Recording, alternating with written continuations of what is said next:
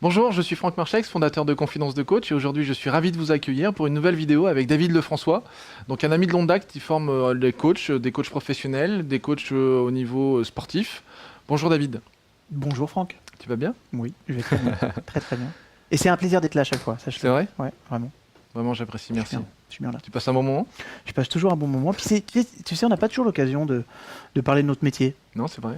On enseigne souvent des techniques, on enseigne souvent des stratégies, mais de converser avec des personnes qui nous posent des questions sur c'est quoi notre métier et la réflexion, c'est toujours enrichissant. Mais pas simplement pour les personnes qui vont regarder ces vidéos, c'est aussi enrichissant pour soi parce que ça nous permet aussi de nous poser, ça fait du bien.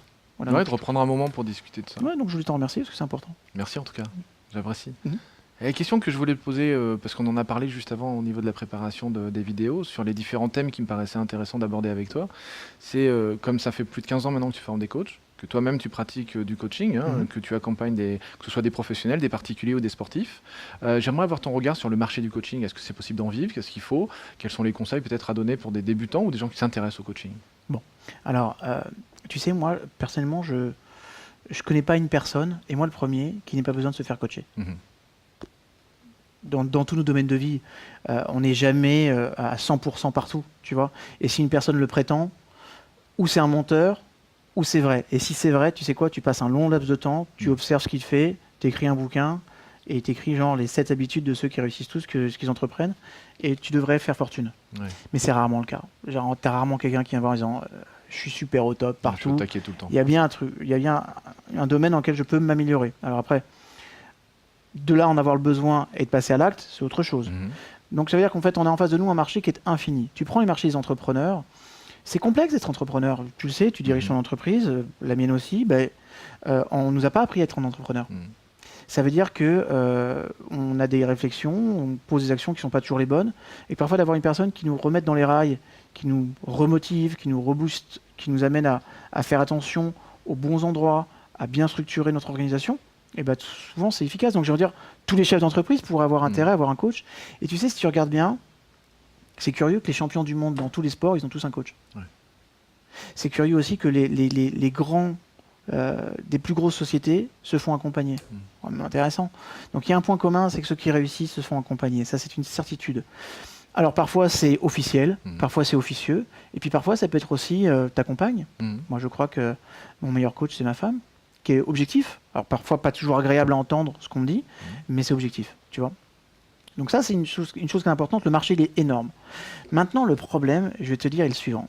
C'est que les personnes qui suivent des formations de coaching ont le sentiment que parce qu'ils vont être coach, ils vont obligatoirement rencontrer le marché qui est en face. C'est ça. C'est pas vrai. Aujourd'hui, on doit être bimétier dans tous les secteurs d'activité. Aussi bon dans ton métier de base qui est le tien, ça peut être le coaching, ça peut être le web, ça peut être l'artisanat, que dans l'art de savoir le vendre. C'est-à-dire que si on n'a pas intégré dans notre formation une formation spécifique sur comment je vends et comment je me développe commercialement, et ben franchement, il ne faut pas la suivre cette formation. Ouais, Ou alors, tu suis la formation, mais tu t'assures d'avoir derrière une autre formation qui va t'expliquer comment te vendre. C'est ça. Okay, parce que le coaching, comme tous les autres métiers, ça se vend. Il faut aller au contact. Alors, tu as une partie marketing. Comment je fais pour avoir un maximum de contacts et être assis en face de personnes qui peuvent me permettre de développer mon chiffre d'affaires. Et une fois que j'ai l'opportunité d'être assis, c'est comment j'organise et structure mon offre pour qu'elle soit suffisamment intéressante et passionnante pour que la personne passe à l'acte. Ouais. Donc, c'est un double métier. Donc, le marché, il est énorme, mais ceux qui en vivent savent se vendre. Voilà. Et ça renvoie à toute la notion de est-ce que j'ai envie de me vendre? Est-ce que je sais me vendre? Est-ce que j'ai peur de me vendre? Donc ça, c'est par exemple, tu vois, dans notre formation, on a une formation métier et ensuite, on a toute une partie où on accompagne pendant plus de 9 mois les personnes sur comment je développe mon business, comment je développe mon affaire, quel est le marketing qui fonctionne, comment je m'organise de structure et comment on se vend. Voilà. Alors, un bon conseil pour réussir à se vendre? C'est toujours une question piège. Un bon conseil pour réussir à se vendre. Allez, le bon conseil. J'ai le bon conseil majeur qui fera que si tu fais pas ça, tu te plantes toute ta vie. C'est ça. D'abord, c'est de se cibler. C'est de cibler. Ouais. Moi, j'observe des personnes qui se disent ok, je suis coach, je peux faire du coaching personnel et professionnel, je vais voir tout le monde. Parce que finalement, comme j'ai une palette assez large et que je m'adapte à la personne et que je l'accompagne à développer ses propres stratégies, que je travaille dans le milieu sportif ou ailleurs, finalement, c'est pareil. C'est une erreur. Il faut commencer par cibler, se dire, voilà, quel type de client idéal j'ai envie d'avoir et par exemple, je peux très bien dire, moi, je vais accompagner les entrepreneurs entre 35 et 45 ans dans le milieu des NTIC. Et je focus à fond là-dessus. Pourquoi ? Parce que très rapidement, mes premiers entretiens, même s'ils ne se passent pas bien, je développe une expertise.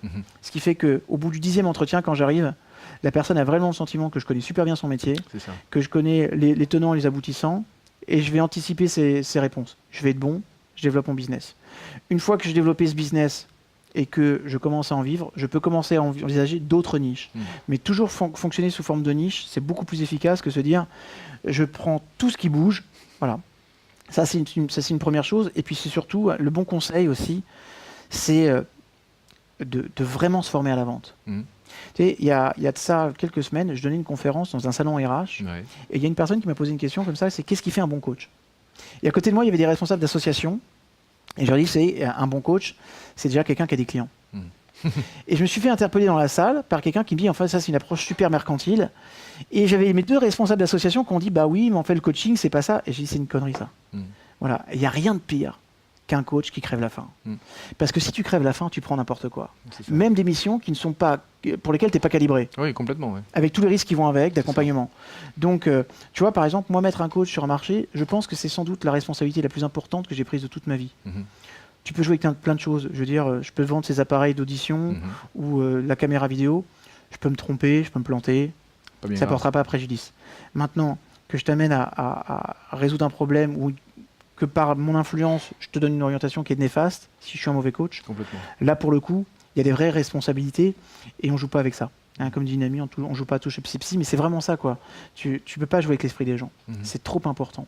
Donc, ça veut dire que, tu es super bon dans ton métier. C'est-à-dire que tu es le crack, tu décides d'être le meilleur sur ton marché et sur ton secteur. Voilà.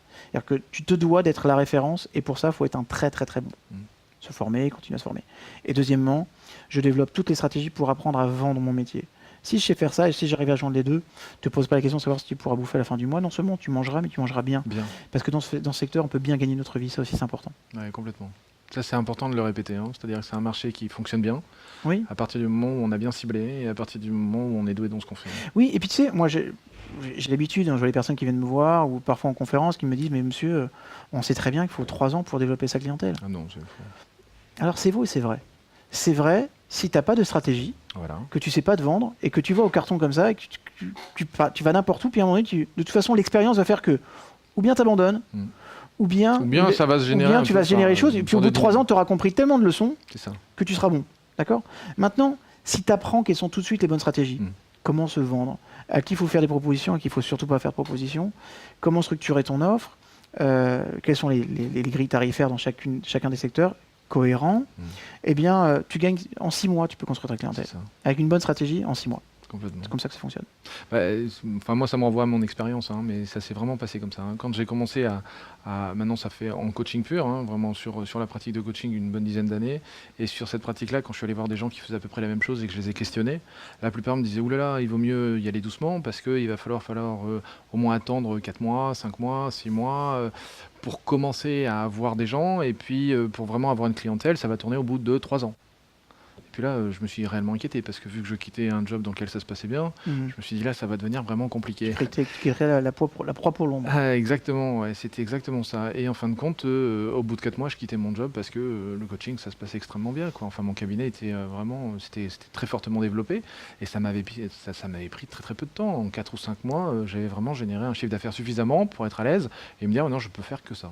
Mais tu sais, ça renvoie aussi une chose, c'est que notre métier ne souffre pas la médiocrité. Ça aussi, c'est très important. C'est-à-dire que dans le métier du coaching, où tu es un super bon, tu as des clients et ils vont te recommander, où tu es bon, tu auras des clients mais ils ne vont pas te recommander. Non. Ça veut dire que tu vas devoir déployer à un moment donné tellement d'efforts au niveau marketing, au niveau vente, qu'il est normal que tu t'essouffles. C'est pour ça que quand je dis faut être bimétier, je suis très très bon dans mon métier de base et je suis un excellent coach et je fais tout pour m'améliorer en permanence. Et ensuite, je suis très bon dans la dynamique de vente. Ce qui fait que logiquement, après 1 an, 2 ans, de toute façon, tu n'as pas besoin d'aller chercher des clients parce que ça vient tout seul, quoi. C'est ça. Voilà. Après, ça tourne, et puis on est à l'aise par rapport à quelque chose. Et puis, je crois qu'il n'y a rien de plus... il n'y a rien de meilleur que nos clients qui sont des ambassadeurs. Parce que tu as des personnes qui disent, il y a quoi ? Il y a 6 mois, moi, mes clients, ils viennent tous comme ça. Il y a 6 mois, je t'ai rencontré, tu étais au fond du trou, je te vois, tu es construit, tu es bâti, qu'est-ce qui se passe ? Bon, je me suis pris un coach, ça s'assure, ça marche bien. Et avec l'accent belge, c'est encore plus puissant. Ça, c'est un clin d'œil pour un ami. Roger, qui nous entend. Il se reconnaîtra. Voilà. À bientôt, Roger. Merci, David. Avec grand plaisir. Merci pour tous ces conseils. À bientôt. À bientôt. À Salut. une prochaine vidéo. Bye. C'est bon? Allez, c'est parti. Faut pas que j'arrête avec mon accent belge. Je reçois aujourd'hui Antoine Robin. Et on reviendra pas sur quel type de formation on sent. Bonjour David, tu vas bien? Faut le zapper en pile? Les tiennes ou les miennes? Ça doit être les tiennes. Là, tu m'entends, c'est sûr.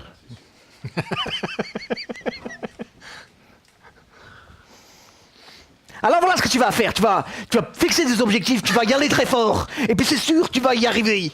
Ah non, tu enregistres ma merde. Les deux t'es hors champ. Là t'es trop fait, là t'es trop décalé. C'est pour ça que c'est top. On a que le son. Ça, c'est pour le MP3. Et si cette vidéo vous a plu, vous pouvez simplement vous inscrire sur la chaîne Confidence de Coach et la partager avec tous vos amis. Bien évidemment, pensez à nous laisser un commentaire juste au-dessous de cette vidéo afin que je puisse répondre à chacune de vos questions. Et si vous voulez voir toutes les vidéos dès qu'elles sortent, le plus simple, c'est de nous laisser vos coordonnées sur le site internet, sur notre formulaire d'inscription. Alors au revoir et à bientôt.